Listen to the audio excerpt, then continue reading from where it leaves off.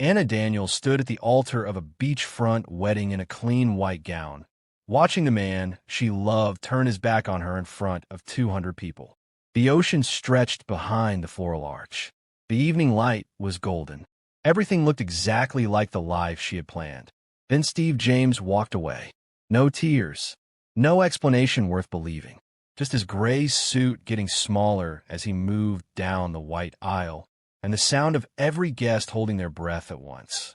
What Anna didn't know was that the most composed man in that entire crowd hadn't moved a single muscle. He had been watching her, not with pity, not with curiosity, with intention. Jae Shin hadn't come to this wedding to celebrate. He came because he had been waiting for exactly this moment. And before that sun finished setting, Anna was going to learn something that would shatter everything she thought she understood about her own life. The difference between a man who walks away when it's convenient and one who steps forward when the cost is everything. But to understand why a Korean mafia boss would stand up in a crowd of 200 shocked strangers and say, "I'll marry her," we have to go back. Back to a debt that was never spoken, a protection that was never claimed, and a connection between Anna's family and Jae Shin's survival that she never even knew existed. This story is for every woman who held herself together in public while everything fell apart inside. Subscribe to see how this unfolds, and drop a comment telling me where you're watching from. I would love to say hello to you, just to know how far our story is reaching. The flowers had been arranged 3 times. Anna knew because she had watched the coordinator redo them twice herself, insisting the white roses needed to face outward, not inward, because the ocean light would catch them differently after 4 o'clock. Small details, the kind that only matter when you believe the bigger things are already handled. And Anna believed that. She had believed it for 2 years. She stood in the bridal suite, a glass-walled room perched above the beach, and watched her reflection like it belonged to someone slightly ahead of her. The gown was simple in the way that expensive things often are. No beading, no excess, just clean ivory fabric that fell from her shoulders like it had been poured there, fitted at the waist, open at the collarbone. Her veil caught the breeze from the cracked window and lifted just slightly, then settled again. Her skin was deep brown and warm against all that white, and her eyes, large, steady, expressive, were doing the thing they always did when she was managing something internally. They went very still. Her maid of honor, Trina, was talking behind her. Something about the bouquet. Something about the timeline. Anna nodded at the right intervals and kept watching herself in the mirror. She looked like a bride. She felt like a woman waiting for a verdict. That feeling had started 3 weeks ago. She hadn't named it then. She had filed it under pre-wedding nerves and moved on, because Anna Daniels was practical above all else. She was the woman who planned, who prepared, who made sure everything was accounted for. She did not spiral. She did not catastrophize. But something had shifted in Steve. It was nothing she could have pointed to in a photograph. He still said the right things. He still showed up. But there was a quality to his presence lately that reminded her of a door that looked closed but hadn't quite latched, still in place, but one good push away from swinging open. She had asked him once, 2 Sundays ago, over coffee that had gone cold while they both stared at separate corners of the kitchen. "Are you okay?" He had said yes. He had not looked at her when he said it. She had decided that was enough. That was the thing about loving someone carefully. You got very good at deciding that enough was enough. The ceremony was set at the water's edge, the white aisle cutting through sand that had been smoothed and bordered with low floral arrangements. 200 chairs filled with people dressed like the occasion demanded. Structured fabrics, careful hair, the particular kind of formal that said we came to witness something real. Anna descended toward the aisle at 4:05, when the light was doing exactly what the coordinator had promised. Golden, lateral, the kind of light that makes everything look like a memory before it has even finished happening. She saw Steve at the far end of the aisle. He was standing at the arch, facing her, hands clasped in front of him. Gray suit, white shirt, no tie. He had pushed back on the tie in the final week of planning, and she had let it go because she was choosing her battles, and that one hadn't seemed worth it. She noticed, as she walked, that his hands were clasped too tightly. She noticed his jaw was set in a way that wasn't composed. It was braced. She kept walking. Because what else do you do when 200 people are watching and the flowers are finally facing the right direction and you have decided, again and again, that enough is enough? She reached the arch. The officiant smiled. The guests settled. Steve looked at her. And in the half-second before he opened his mouth, Anna saw it. The full thing. Not the door that hadn't latched, but the door thrown wide. The room behind it empty. Everything already gone. She saw it before he said a word. I can't do this. For words. No preamble. No lowered voice out of mercy for the audience. They landed in the space between them like something dropped from a height. Not thrown, not placed, just released, and then irretrievable. The silence that followed was the kind that has texture.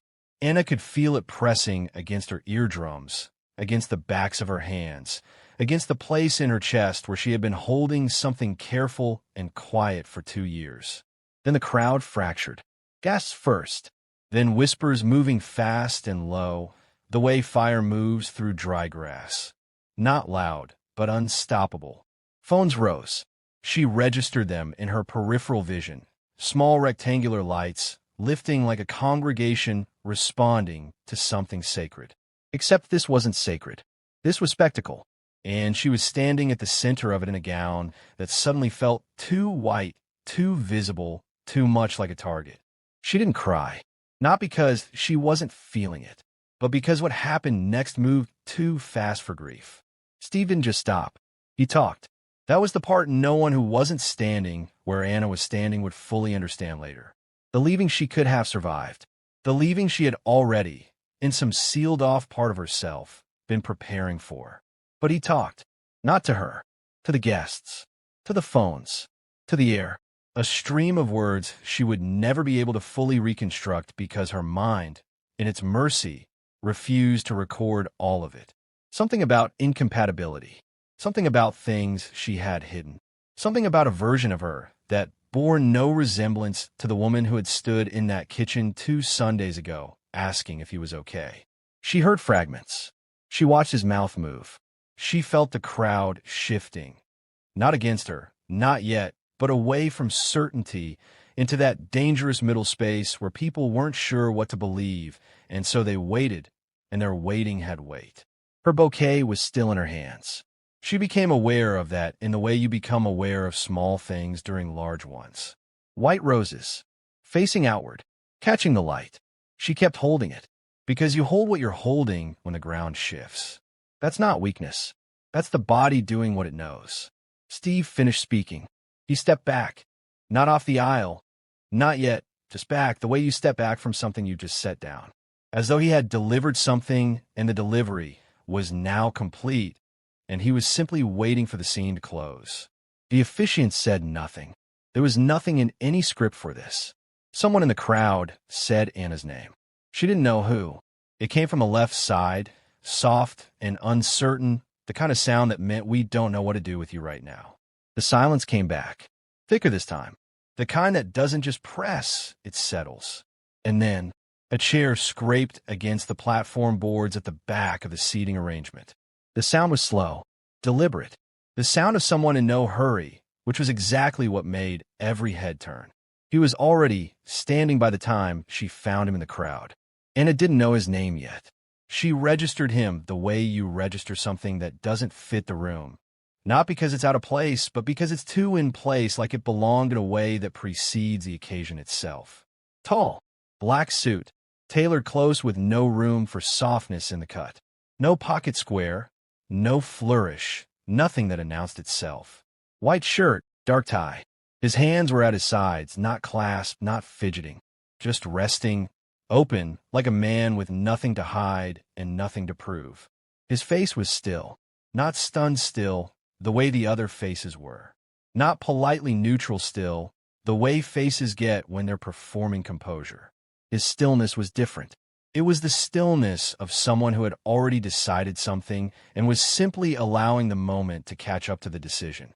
He looked at Anna, not at Steve, not at the crowd, not at the phones, not at the spectacle that had overtaken what was supposed to be a ceremony. At Anna, like she was the only person on that beach who was actually real. He began to walk. Every sound in that space died. Not from fear. Though fear was part of it, the subtle kind that moves through a crowd without anyone admitting it, but from something more instinctive. The collective recognition that whatever was about to happen was not in anyone's script. He walked the length of the aisle like he had done it before. Not rushed, not performative, just purposeful, in the way of someone who has been waiting a long time to cover a specific distance and sees no reason to make theater of it now that the moment is here. He stopped 3 feet from Anna. He didn't look at Steve. Not once. The officiant made a small sound. Nobody heard it. The man in the black suit looked at Anna with eyes that held something she couldn't name yet. Recognition, maybe, or the particular weight of someone who knows more than they're showing. And he spoke in a voice calibrated precisely for her ears and no one else's. "I'll marry her." 3 words. The crowd didn't gasp this time. They went completely silent. The breath held, the kind that means nobody wants to move and break whatever's happening. Steve made a sound behind her. Something between protest and calculation. She didn't turn around. The man in the black suit was still looking at her. Waiting, not impatiently. The way you wait when you already know the answer, but understand that the other person needs the space to arrive at it themselves. Anna's bouquet was still in her hands. She looked at this stranger, at the total absence of performance in his face, at the way he stood. No desperation, no bravado, no rescue complex leaking from his posture. Just presence, solid and unreadable and completely, unnervingly calm. She thought about the kitchen, the cold coffee, the door that hadn't latched. She thought about 200 phones still recording. She thought about the version of herself that Steve had described to the crowd, the version she didn't recognize, but that was now sitting in everyone's memory attached to her name and her face in this gown. She thought, "I have nothing left to protect here except myself." She said, "Okay." His name was Jae Shin. She learned that in the car. Not from him. He didn't offer it. She learned it from the way his driver spoke to him, quietly, when they reached the black vehicle waiting at the beach entrance. The way a man uses a name he's been trained to say, with precision and nothing extra. "Mr. Shin, we're clear." Jae Shin said nothing. He held the door. Anna got in. She wasn't sure, sitting in the back of that car as the beach disappeared behind tinted glass, whether she had made a decision or survived into one. Whether okay had been an act of agency or the last reflex of a woman who had run out of alternatives in real time. She decided it didn't matter yet. What mattered was the next hour, and then the one after that. Anna had always been good at managing time in pieces when the whole of it was too much. Jae Shin sat beside her, but not close. There was a deliberate foot of space between them that she recognized as intentional and was grateful for. He had removed his jacket and folded it over the seat in front with the economical precision of someone who did not waste movement. He sat with one hand resting on his knee, facing forward, and he said nothing for 5 full minutes. She appreciated the silence the way you appreciate water when you didn't know you were thirsty. Then he said, "You don't need to be afraid." She looked at him. "I'm not afraid." He turned his head slightly. Something shifted at the corner of his mouth. Not quite a smile, more like the acknowledgement of a point being made. "Good," he said, and faced forward again. That was the whole conversation for the first 20 minutes. The building they arrived at had no visible signage. It sat in a part of the city that was expensive in the way of things that don't need to advertise. Quiet streets, correct lighting, no foot traffic that didn't have a destination. The kind of building that lets architecture speak for it and expects the architecture to be enough. The lobby was marble and low light and an absence of clutter, so complete it felt intentional rather than empty. 2 men were stationed near the elevator bank. They wore dark clothes and the particular expression of people trained to appear neutral while missing absolutely nothing. When Jae Shin entered, they didn't speak. They shifted, small, almost imperceptible, and Anna understood she was watching a choreography that had been rehearsed so many times it had become instinct. Nobody questioned her presence. Nobody looked at her with surprise, which meant they had known she was coming. That detail settled somewhere in the back of her mind, and she filed it the way she filed things that needed to be returned to later. The apartment was on the top floor. The elevator required a key card that Jae Shin produced without searching for it. When the doors opened, Anna stepped into a space that answered every question about who he was in material terms and none of the ones that actually mattered. Floor-to-ceiling windows. The city spread beyond them like a diagram of itself. Ordered, lit, indifferent. Furniture in shades of charcoal and shadow. Each piece selected and placed with the same precision as his suit. No clutter. No softness. Nothing decorative that didn't also function. It was a space that had been designed by someone who understood power the way architects understand load-bearing walls, quietly, structurally, without announcement. A woman appeared from a corridor to the left. 40s, efficient, expressionless. She said something to Jae Shin in Korean, low, quick, informational. He responded in kind. She nodded and disappeared. "She's arranging a room for you," he said to Anna. "You'll have privacy. Clothes will be brought before morning. Your size has been noted." Anna looked at him. "My size has been noted." "Yes." When? A pause. Not evasive. More like a man calibrating how much to say and deciding. For now? Unless.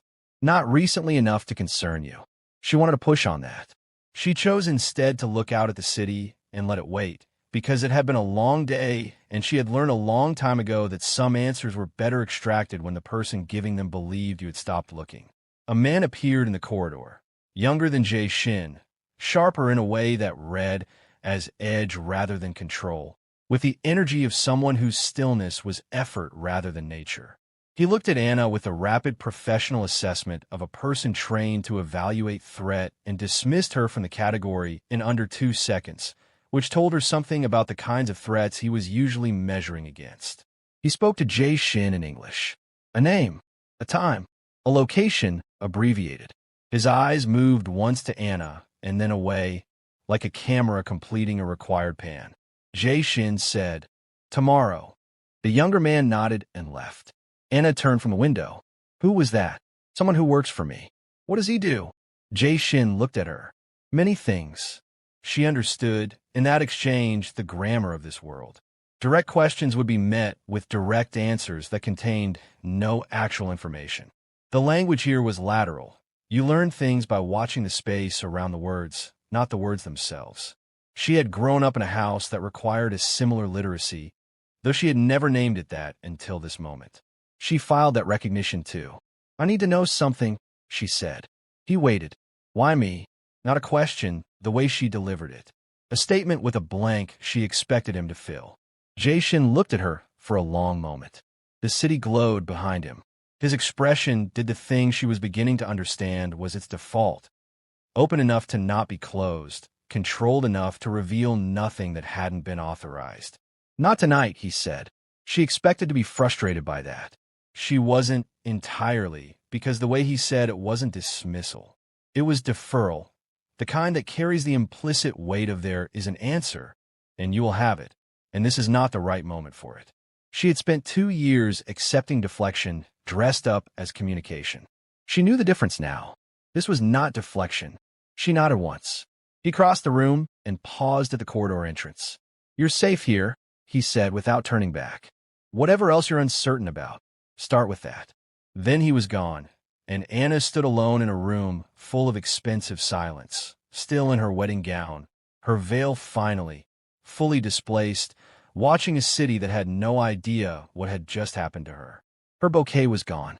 She had left it somewhere, the beach, the car, the lobby. She didn't remember setting it down. She thought about Steve's hands, clasped too tight at the altar. She thought about the sound of a chair scraping, slow and deliberate, at the back of a crowd. She thought about a man who had walked toward her while everyone else went still. No urgency, no performance, just a decision already made and a willingness to let the world catch up to it. She did not know yet what she had walked into. She knew only that she had walked, that the choice, fractured and imperfect and made in front of 200 witnesses, had been hers, and that, for the first time in longer than she could accurately trace, that felt like something. 3 days passed before Anna stopped measuring time in hours. The apartment had its own rhythm. Quiet, precise, governed by routine she wasn't part of, but moved around like furniture she hadn't chosen. Meals appeared at consistent intervals, prepared by someone she never saw, left on the kitchen island with the kind of care that suggested instruction rather than habit. Clothes had arrived the morning after the wedding, as promised. A full wardrobe, nothing excessive, everything in her size and in colors that suggested whoever selected them had paid attention to more than measurements. She didn't ask how. She filed it. Jae Shin was present the way a building is present, structurally, functionally, without warmth as a design feature. He moved through the apartment at hours that suggested he didn't sleep the way other people slept, appearing in the kitchen before dawn with coffee already made, disappearing into the office corridor for stretches that lasted most of the day. Sometimes she heard voices behind that door, low, overlapping, occasionally sharp. Korean, mostly with stretches of English that stopped just short of being intelligible through walls. When they were in the same room, he was not unkind. That was the thing she kept returning to, because unkind would have been simpler to navigate. Unkind had edges she could locate and move around. What Jae Shin offered instead was something more structurally confusing, attentive without being warm, present without being open, considerate in ways that were thorough enough to feel deliberate, but never personal enough to feel like connection. He asked how she slept. He made sure she had everything she needed. He sat across from her at dinner twice in that first week and spoke with her the way a thoughtful stranger speaks on a long flight, willing to engage, capable of depth, but maintaining a careful altitude that meant neither of them would leave the conversation knowing anything they couldn't afford to know. She watched in the way she watched the city from the window, looking for the logic in the layout, trying to understand which lights meant what. On the fourth morning, she asked him directly, "Are you always like this?" He looked up from the document in his hand. "Like what?" "Like you're running a meeting." Something moved behind his eyes. "Would you prefer something else?"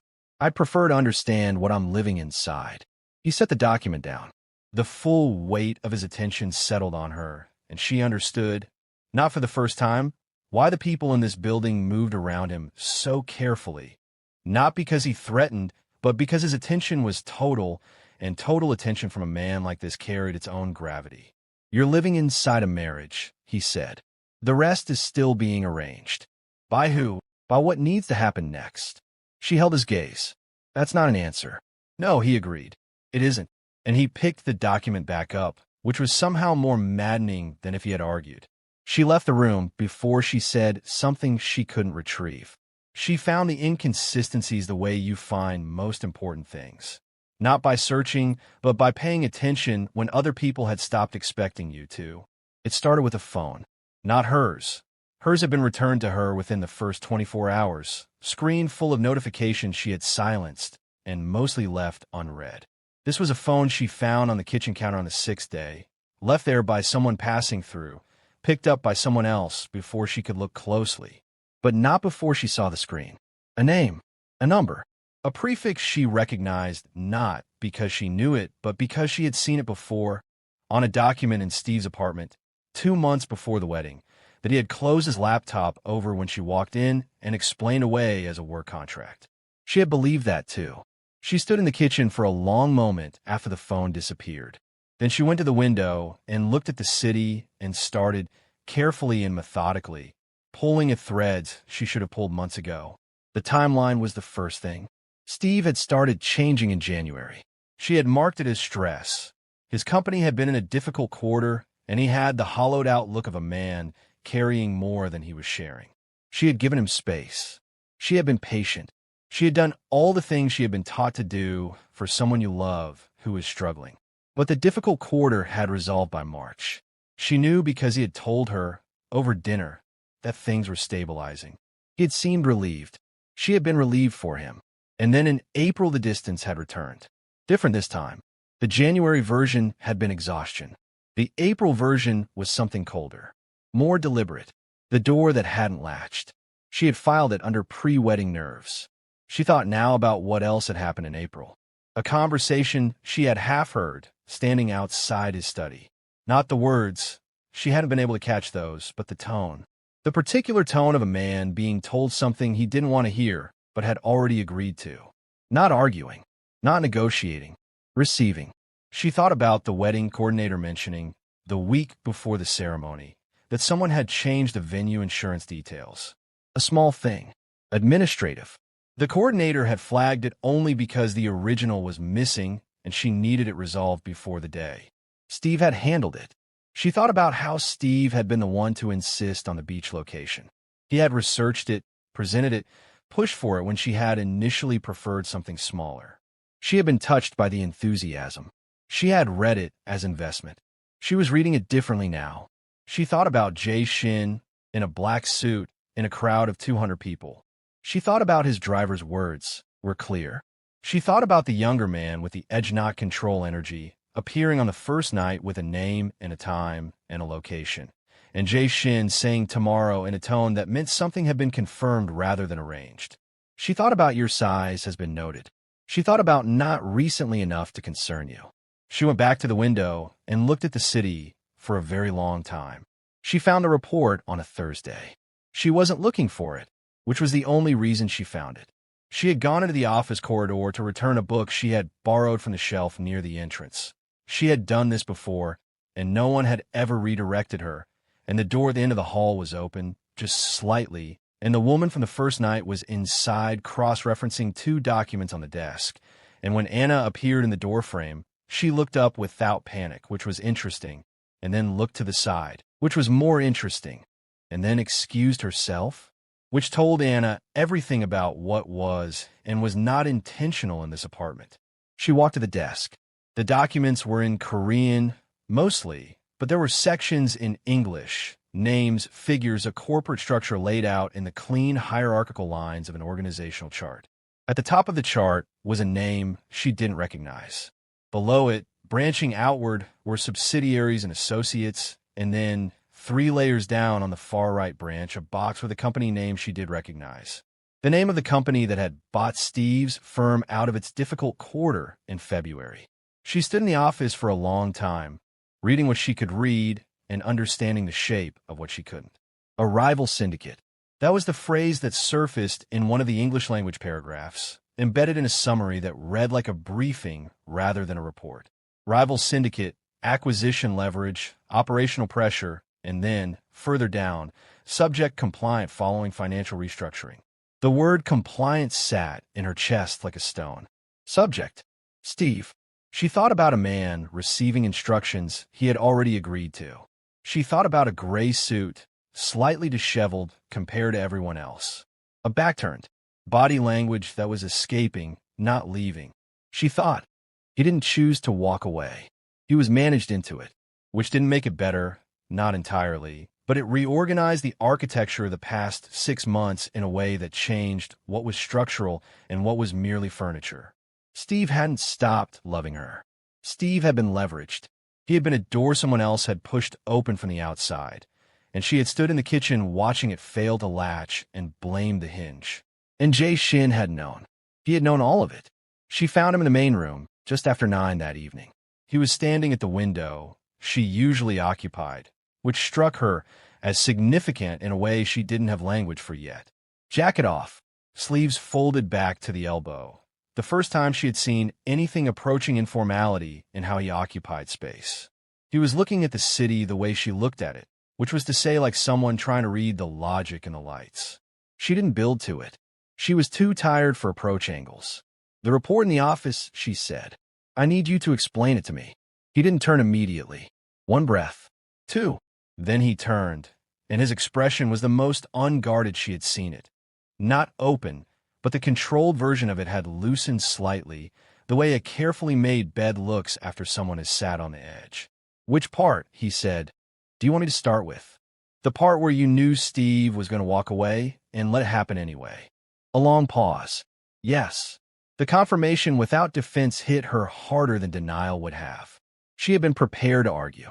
She had not been prepared for him to simply say yes and hold her gaze and wait. How long, she said. 3 months before the wedding. And you said nothing.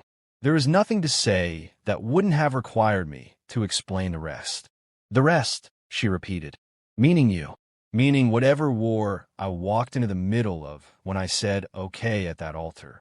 Something moved across his face. You didn't walk into the middle of it, he said. You were already in it. You had been for longer than either of us chose. She studied him. My father.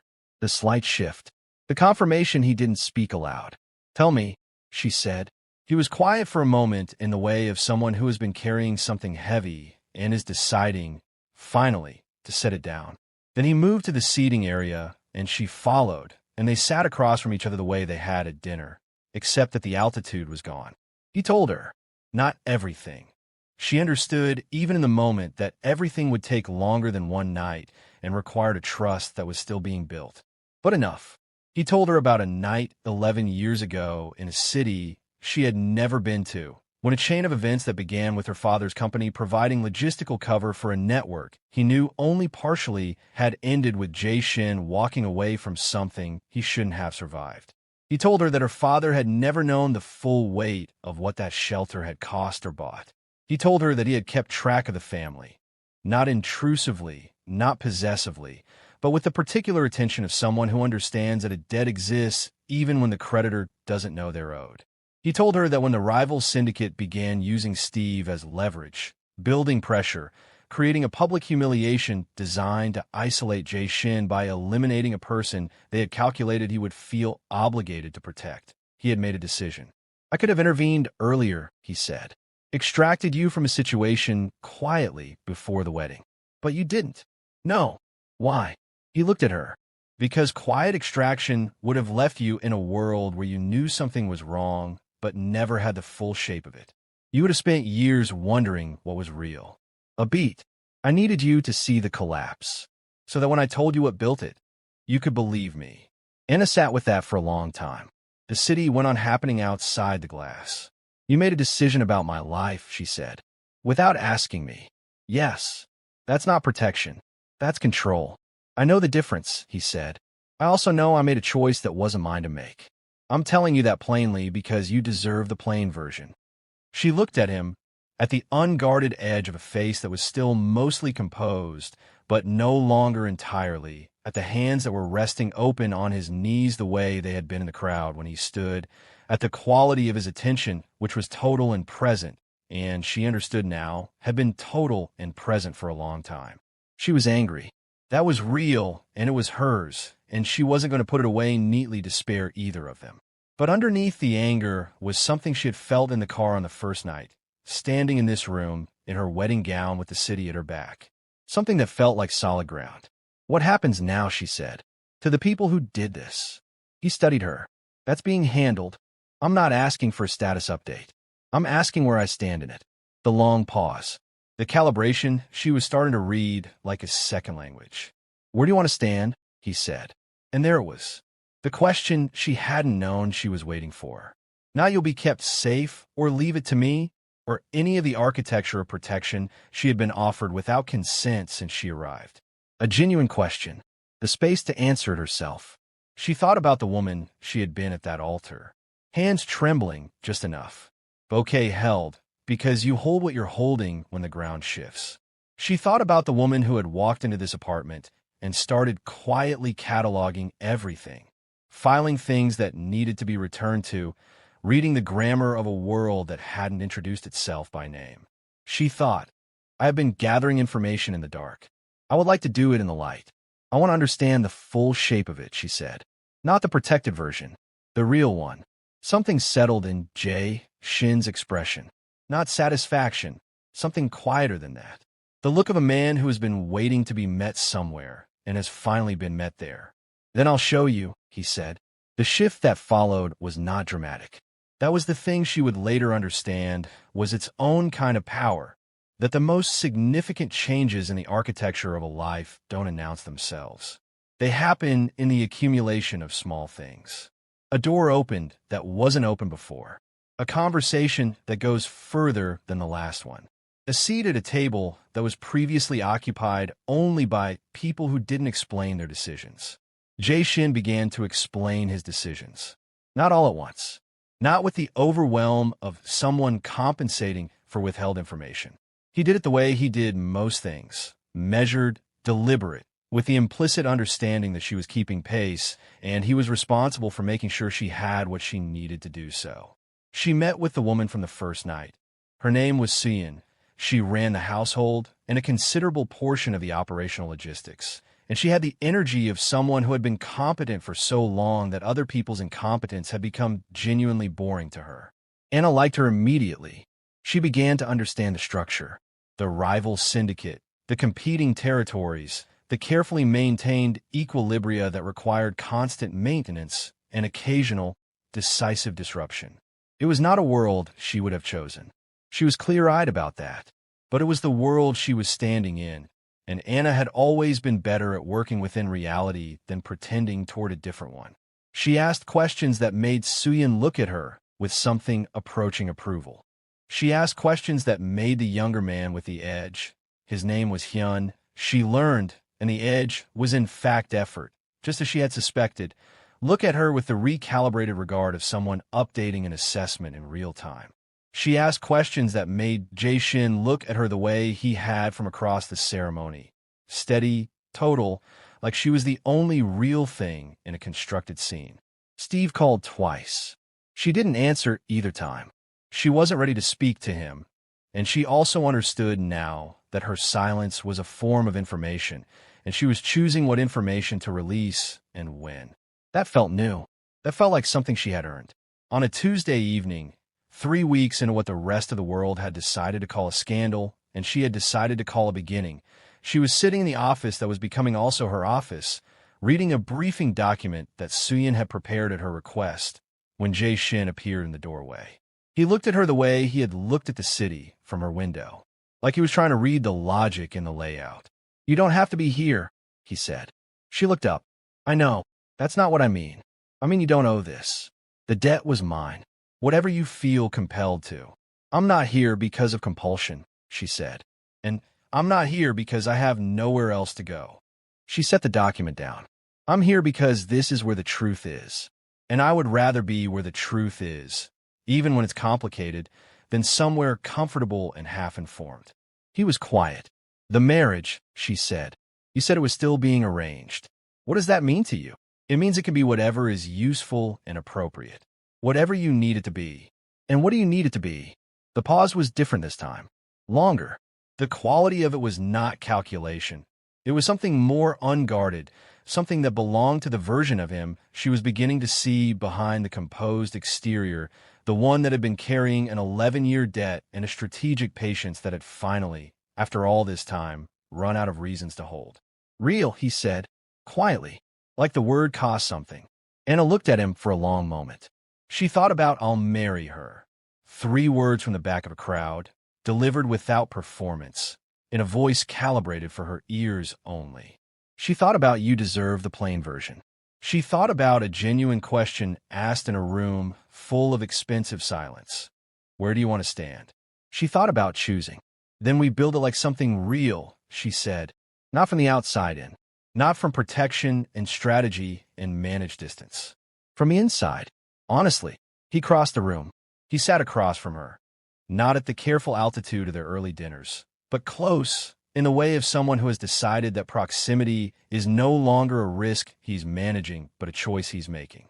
"Honestly," he said, like he was agreeing to terms. "And I'll need the full picture," she said, "not the curated version." "Yes. And when I push back, you'll be heard." She nodded. "Look back at the briefing document. Look back at him. Then start from the beginning," she said. The real beginning. And Jae Shin, for the first time in the 11 years he had been carrying the weight of a night that had changed everything, began to speak. Outside the glass, the city went on, ordered and lit and indifferent as cities are. But in that room, something quieter and more durable than spectacle was taking its shape. Not with ceremony, not with the white aisle and the ocean breeze and the flowers finally facing the right direction. With 2 people, a desk between them, and the kind of honesty that cost something real. Anna Daniels had stood at an altar expecting a life. She had gotten something she hadn't planned for and wouldn't have chosen and could not. Now, imagine exchanging for the certain and familiar thing she had almost married. She had moved from being chosen to choosing, and she had barely begun. If you stayed through this whole story, drop a comment. What is one boundary you are setting for yourself today? And if you know someone who has been strong for everyone but herself, share this with her. Let her know she is not alone, and that okay, set in the right direction, can be the beginning of everything.